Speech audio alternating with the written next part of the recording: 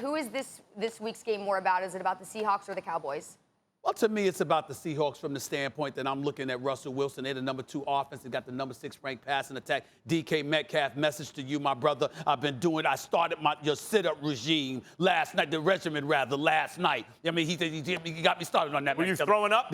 Not yet, but I almost did. If you do the Metcalf listen, the brother texted me and sent me, Ryan, he sent me to get on my ass because Lord knows I need it, despite the fact that I've lost some pounds. The bottom line is this, though. I'm calling on DK Metcalf. I'm calling on Russell Wilson, and I'm calling on my brother Jamal Adams, who's a Seahawk now. He's not contaminated by the New York Jets, okay? The Dallas Cowboys, he said it, Jamal Adams said, they've been chirping about him. They've been talking about he's a bit suspect in coverage. Jamal Adams, Stephen A. asking you personally, handle your business. Handle your business. You and DK. Russell Wilson, you too. Tell Sierra I said hello, by the way. The point that I'm trying to make to you, bro, is I need support. Somebody's got to make up for what the Atlanta Falcons did to my week this past Sunday. The blow a 20-0 lead, 29-10 at halftime, 39-24 with under 5 minutes left. And all you got to do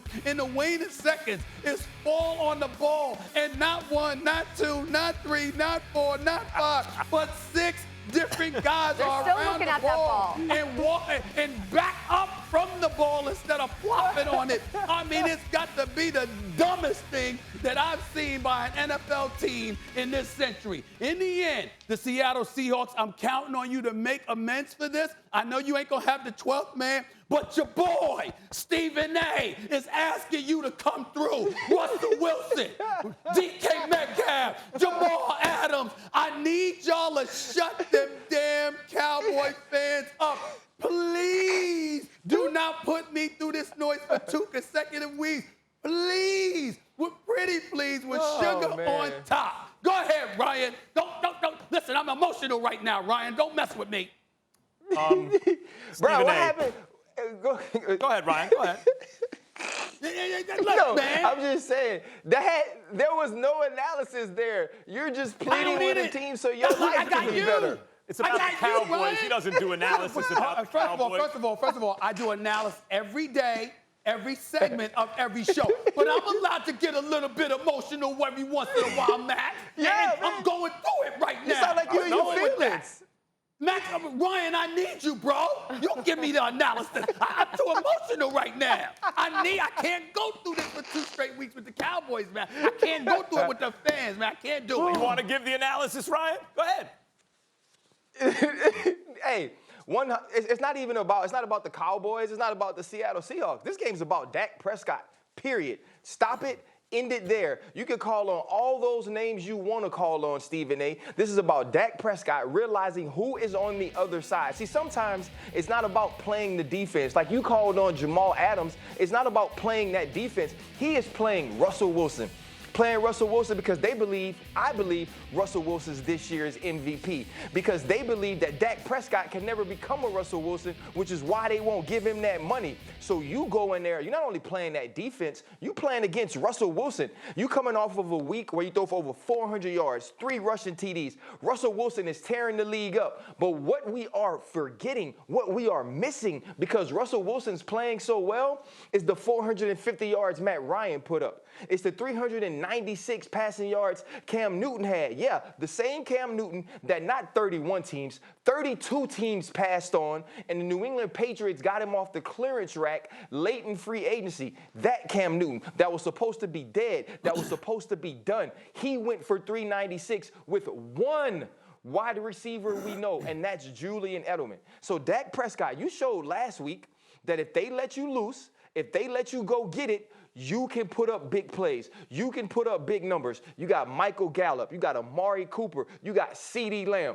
This is the week. This is the week that Dak Prescott gets to go say to his agent, you go put this tape on for Jerry Jones against the eventual or the presumptive MVP, and this is what I did in his house with the Seahawks there, with the 12th man, Stephen A. I went there and I won this game. This game is about Dak Prescott and no other player.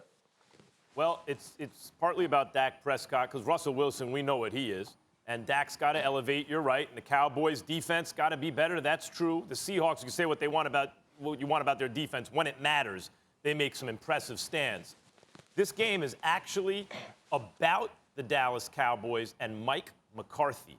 Let's not forget the decision. Like, Mike McCarthy has won a Super Bowl, period. It's a coach's league. I don't care who your quarterback is, even Aaron Rodgers. You can't not be able to coach nowadays in the NFL and win a Super Bowl.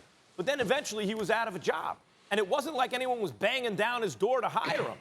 Remember how it was reported he did this whole self-reflection? Was he too hostile to analytics and he has to embrace it more? And Jerry Jones hires him. Everyone lauds this as a great hire. But what did I say when he got hired? Jerry Jones is going to be about Jerry Jones. So he's only going to hire someone who's not going to push back. You're not going to hire a Bill Parcells or a Jimmy Johnson type where it becomes about the coach, right? So that tells you something right away.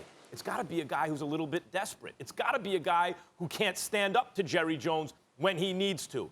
And what does that tell me? It's not necessarily the best candidate for the job. Look at what Mike McCarthy did in last week's game, going for the two-point conversion at a time where it was like, really? But you just, even I always go for it, but you still need, this is not the time yet. Kick the field goal, and later on you may have to go for a two-point conversion. It was a bizarre decision, and he made other decisions, fake punts and stuff, that didn't work. He was lucky to win that game. To me, we know Dak is good. We know the defense isn't. We know Russell Wilson is an MVP. Say what you want about the Seahawks defense. When it needs to be stout, it is. What about Mike McCarthy? Was this the right guy for the job? The NFC East is the weakest division, again, maybe in history. Can the Dallas Cowboys win it? Thanks for watching ESPN on YouTube. For live streaming, sports, and premium content, subscribe to ESPN+.